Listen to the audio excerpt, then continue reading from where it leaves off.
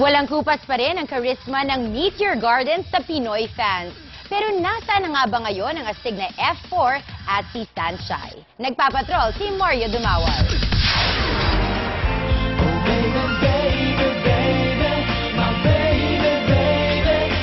Ang init muli ng Meteor Garden Fever. Pumalo sa pinakamataas na rating sa time slot ito ang revival ng Meteor Garden sa una nitong hataw kahapon sa ABS-CBN at Jeepney Channel 9 Sky Cable tuwing alas 8 ng gabi mula sa Metro Manila, mga probinsya at kabuuan ng Pilipinas. 11 taon matapos maging phenomenal na TV series sa Asia, nasaan na nga ba ang Flower 4 at si Sunshine? Patuloy na namamayagpag si Jerian o Dao Mingzhu bilang recording star, TV movie actor at commercial model.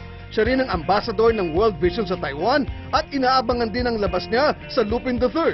Naliling si Jerry ngayon sa isang Japanese actress. Mula sa pagiging patpatin, naging bigotilyo na at lumaki ang katawan ni Vic Zhu.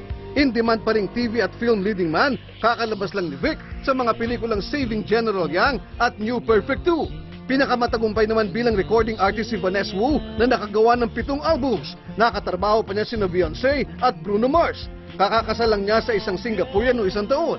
Nananatili ding in-demand action star si Vanessa.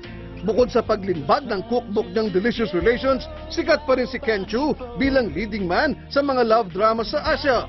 Playboy pa rin ang image ni Ken na pinasikat ang kantang Make a Wish. Huling nag-reunion ng Meteor Garden Boys sa Beijing, China noong 1 taon para sa Chinese New Year. Si Barbie Zhu naman na naging ex pala ni Vic ay kasal na sa Chinese businessman na si Wang Zhongfei. Manganganak na siya ngayong Mayo.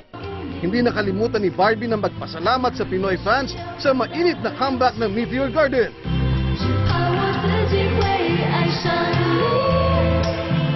Hindi rin daw malayong magbalik muli siya sa Pilipinas.